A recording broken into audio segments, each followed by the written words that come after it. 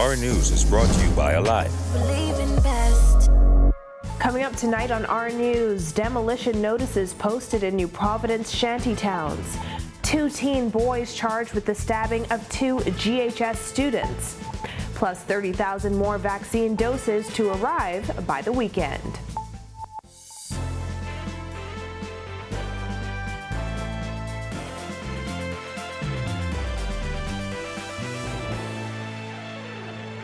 Welcome to Our News and thanks for joining us. I'm Christina Dragovich. Topping news tonight, notices of demolition are being sent out to those building and occupying new structures in shantytowns across New Providence today, according to Public Works Minister Desmond Bannister. He tells reporters that unregulated shantytown structures are popping up weekly, even in his constituency. This weekend, I had constituents of mine in Carmichael who sent me photographs showing shanty houses being constructed at a shanty town in my constituency. Another one in Tall Pines.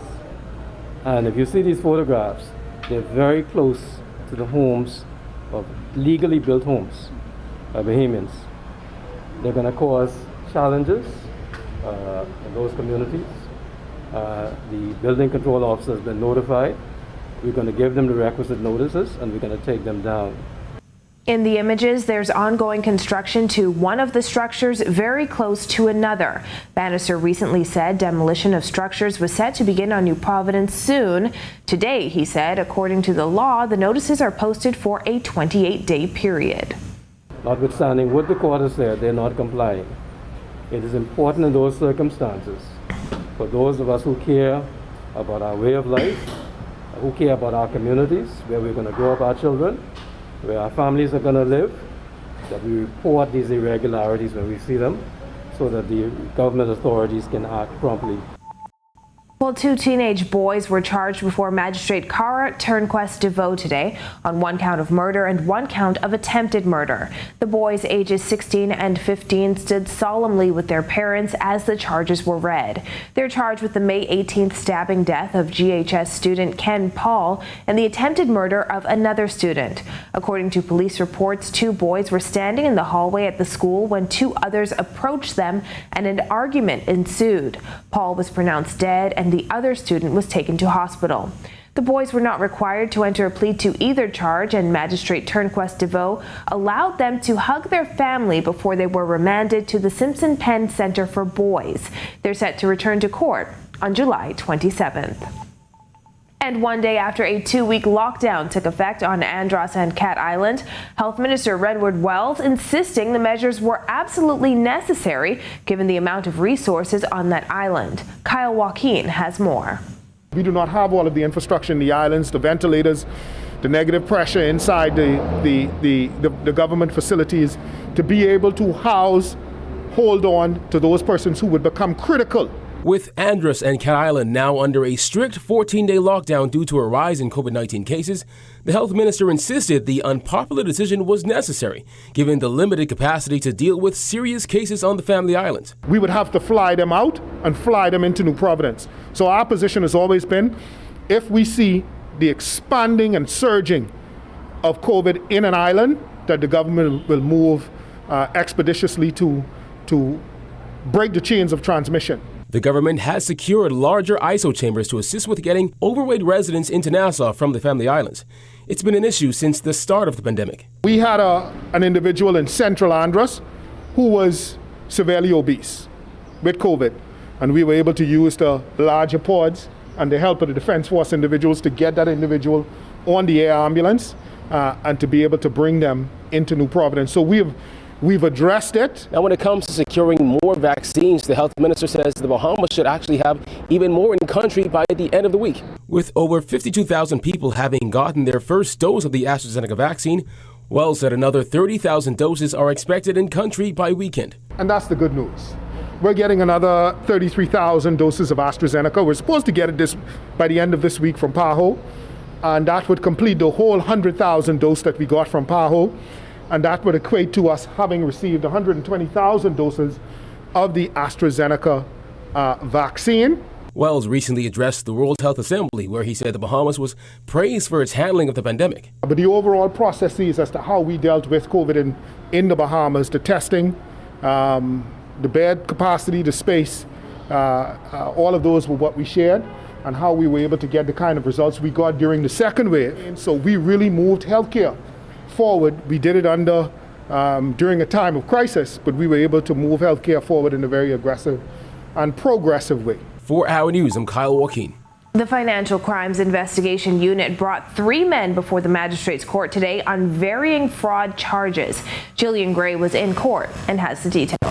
Reginald Judy in the gray shirt and Riscard Judy in the gray jacket both pled guilty before Magistrate Samuel McKinney on 3 counts of possession of a forged document. Through a translator, the charges of possession of a forged re-entry permit, a forged health travel visa, and a false work permit were read to the pair. On May 17th, 4 Haitian men were taken into custody after arriving on a Bahamas Air flight from Matthewtown in Agua.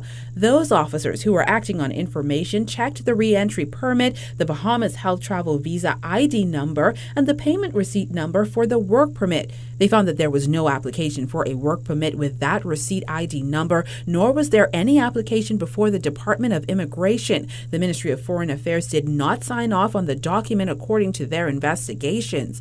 The men were fined $2,500 each, or 9 months in prison on count 1, $3,000 or 1 year in prison on count 2, and $1,500 or 6 months in prison on count 3 to run concurrently.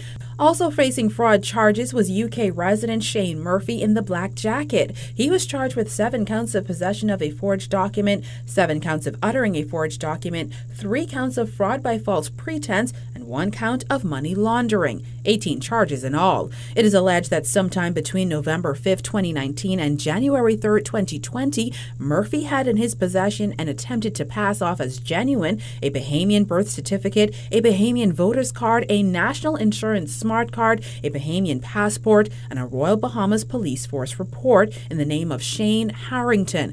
Now, sometime between the 1st of November 2019 and February 28, 2020, he also allegedly laundered 398,000 euros, which represent the proceeds of crime. Magistrate Darren Roll denied bail and remanded Murphy to the Bahamas Department of Corrections until October 4th and 5th for trial. Reporting for Our News, I'm Jillian Gray. And a group of pastors speaking out against the diplomatic appointment of Island Lux CEO Sebastian Bastian. They called the news disheartening. Berthany McDermott reports. Save Our Bahamas members say they were shocked by the announcement that Island Lux CEO Sebastian Bastian will be appointed non-resident ambassador to South Africa and is calling on the Prime Minister to rescind the appointment. We entreat our government to rescind the appointment of Mr. Bastian and send a clear message to all citizens. While in Abaco last week, Prime Minister Dr. Hubert Minnis announced Bastian's appointment. The Ministry of Foreign Affairs said in a statement, Bastian is committed to the empowerment of Bahamians through needs-based financial contributions and dedicated community initiatives. It added Bastian will bring his knowledge of Africa and his particular knowledge of South Africa to the post. Bahamas Harvest Senior Pastor Mario Moxie called the news disheartening. Prior to 2014, the Gaming Act, Mr. Bastian owned and profited from an online gaming enterprise despite the cries from the church and society at large, warning of the negative social impact of such activities.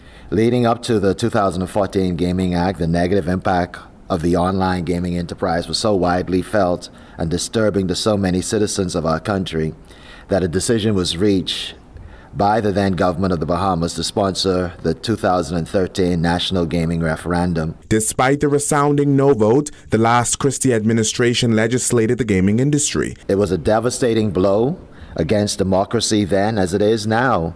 The decision of our current Prime Minister and his government to appoint Mr. Bastian is a turning of the knife in the heart of democracy. Several calls to Bastian for comment were not returned up to news time. Reporting for Our News, I'm Berthany McDermott. Well, it was a beautiful, breezy day in the capital. Greg Thompson is in the Weather Center with the latest. Thanks, Christina, and a happy Tuesday evening, everybody. Beautiful weather on the outside, tranquil conditions, few clouds, if any, out there. Temperatures are in the mid to upper 70s, 77 degrees outside our studios. The winds are out of the east at 7 knots. They're starting to swing towards the southeast, bringing in some warm temperatures. Temperatures feel like in mid to upper 70s as well. Satellite view, beautiful conditions once again across the islands. Lots of sunshine, few clouds. Those winds are still breezy across the central and southeastern islands, so caution flight posts for you guys down there, but very nice evening setting up. That's your first look at weather. Your extended forecast is still to come. Still to come, how the Cat Island MP says 2-week lockdowns could have been avoided. Plus, the DPM says BPL must explain recent power outages. That's coming up when our news returns. Welcome to our news and thanks for joining us. Topping news tonight. COVID-19 remains a serious threat. Coronavirus COVID-19 has disrupted our economy, tourism industry, educational system, and put our healthcare facilities and professionals on high alert. Are you prepared? Do you have all the facts? Stay tuned to this network for the very latest news and information on this global pandemic.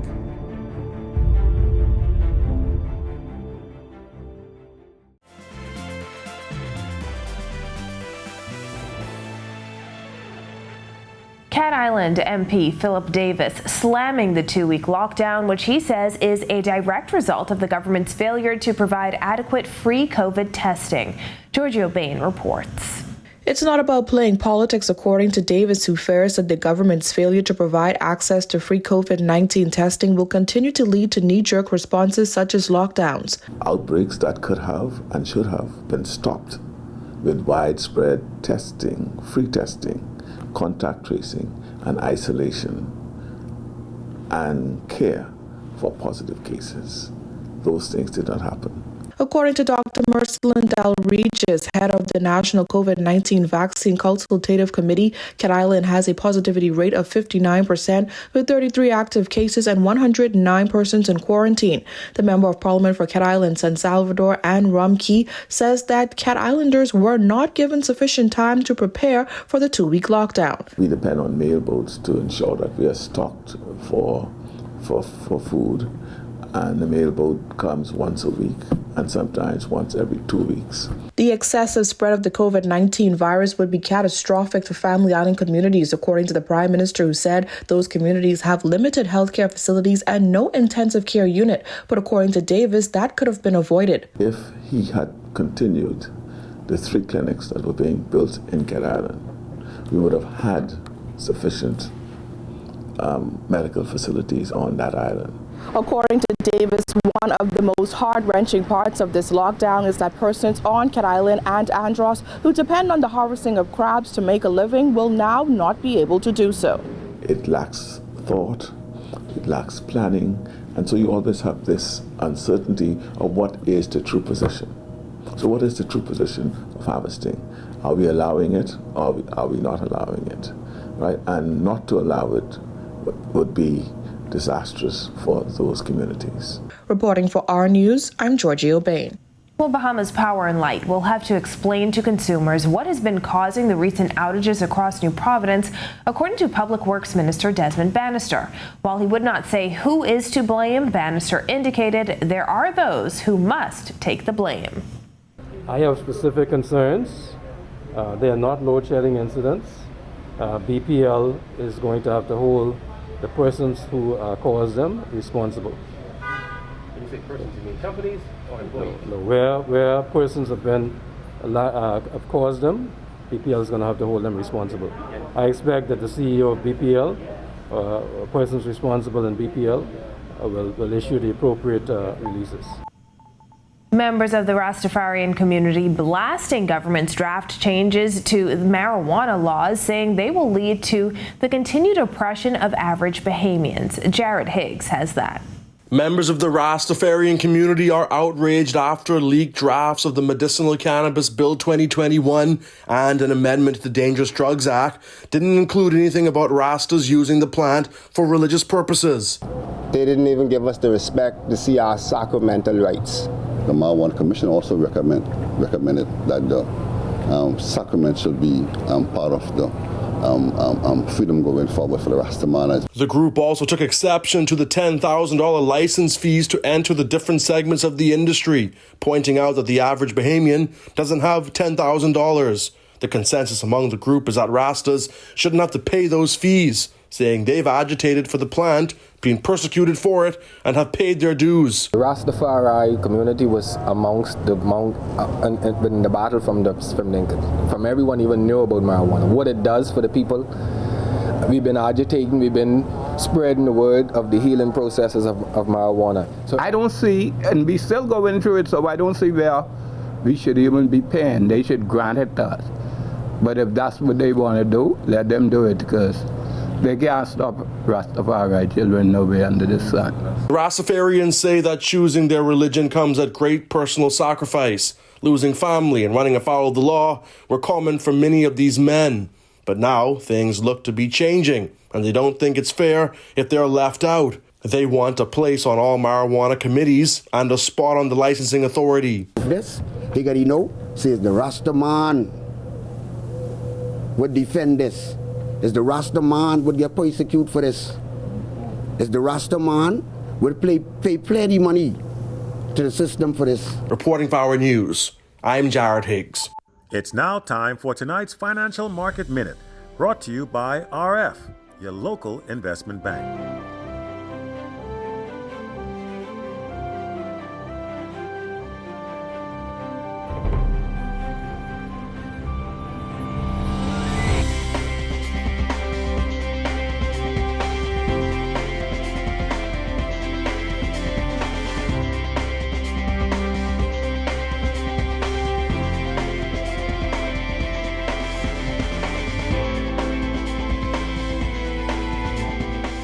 This has been your Financial Market Minute. To explore the best performing mutual funds in the Bahamas, visit our website at www.rfgroup.com. Still to come, life for a West End woman nearly 2 years after Dorian.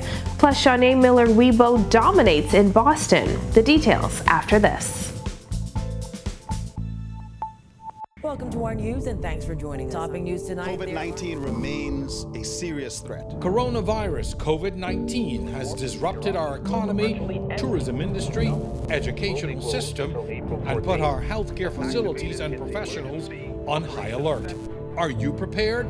Do you have all the facts? Stay tuned to this network for the very latest news and information on this global pandemic.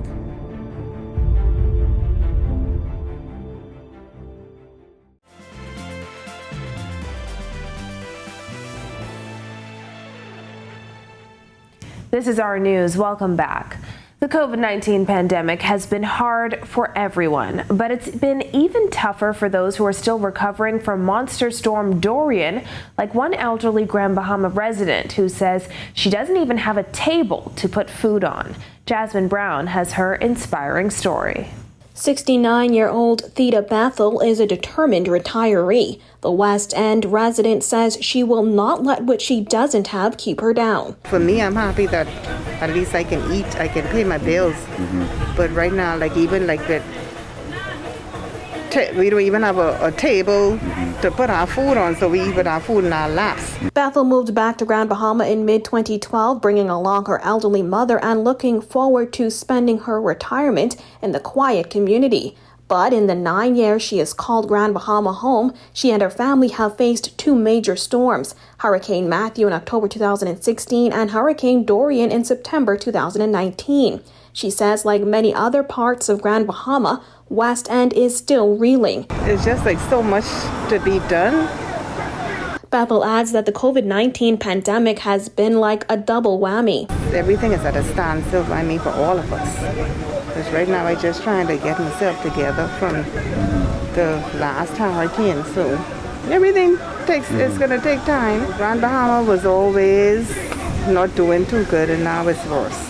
And then not just for Grand Bahama, the whole Bahamas, as a matter of fact. Bethel says while their situation is not ideal, she knows there are others who are having an even harder time, and that's why she is even more grateful for what she has. Reporting for Our News, I'm Jasmine Brown. In sports tonight, Grand Bahama native Jonquil Jones and her team remain unbeaten. Marcellus Hall has that and more. Hi, thanks so much, Christina. Welcome to our sports, everybody. I'm Marcellus Hall. Jonquil Jones and the Connecticut Sun off to a blazing start in the WNBA season, trying to stay unbeaten over the weekend. Let's take a look and see if they got it done. It has been nothing short of perfection for Grand Bahama native Jonquel Jones and the Connecticut Sun so far. Unbeaten on the season following a 72-65 win over the Las Vegas Aces over the weekend.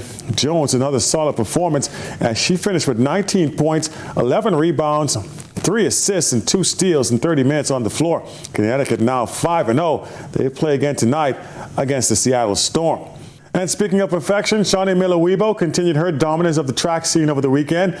Miller-Weibo running in the 200 meters out of lane 3 at the Adidas Boston Boost Games on Sunday was impressive. She pulled away from the field down the stretch, winning in 22.08 seconds. American Courtney Johnson was second in 22.40. Wadaline Jonathas was third in 22.57, with Trinidad's Michelle Lee Ahi fourth in 22.62, and Bahamian Tania Gaither fifth in a season's best time for her of 22.96 seconds. And that's your check on sports for you here on this Tuesday. I'm Marcellus Hall. Back to you, Christina. Thanks, Marcellus. Well, 9 families on Sweetings Key get new homes. The details after this. Welcome to our news and thanks for joining. Topping news tonight. COVID-19 remains a serious threat. Coronavirus COVID-19 has disrupted our economy, tourism industry, educational system, and put our healthcare facilities and professionals on high alert. Are you prepared? Do you have all the facts? Stay tuned to this network for the very latest news and information on this global pandemic.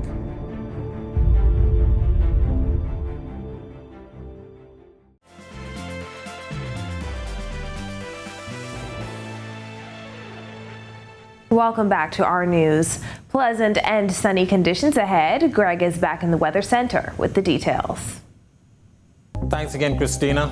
June 1st begins the official Atlantic hurricane season. We got an early start with a storm on the weekend. Anna moved quickly towards the north and east, short-lived tropical system, but of course, that may be an indication that you should be getting your tropical hurricane plans started. Across our area right now, things are quiet in the tropics. High pressure remains in charge, generating some beautiful conditions, dry, and the winds are still kicking up across the southeast Bahamas, but we expect conditions to be improving as the weekend approaches.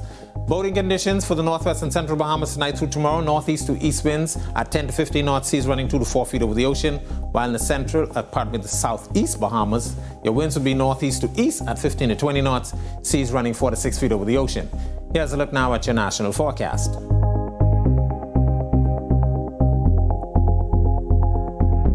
A look now at your extended forecast through Sunday.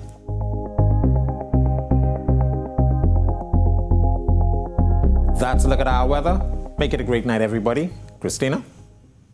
Thanks, Greg. Well, 9 families on Sweetings Key recently became the recipients of new homes constructed during the first phase of the Sweetings Key Home Repair Project, spearheaded by Rotary and the TK Foundation. During an official ceremony on the Key, Rotary Area Governor Billie Jane Ferguson became emotional as she described the significance of the event. Yes, the tears are flowing from this morning.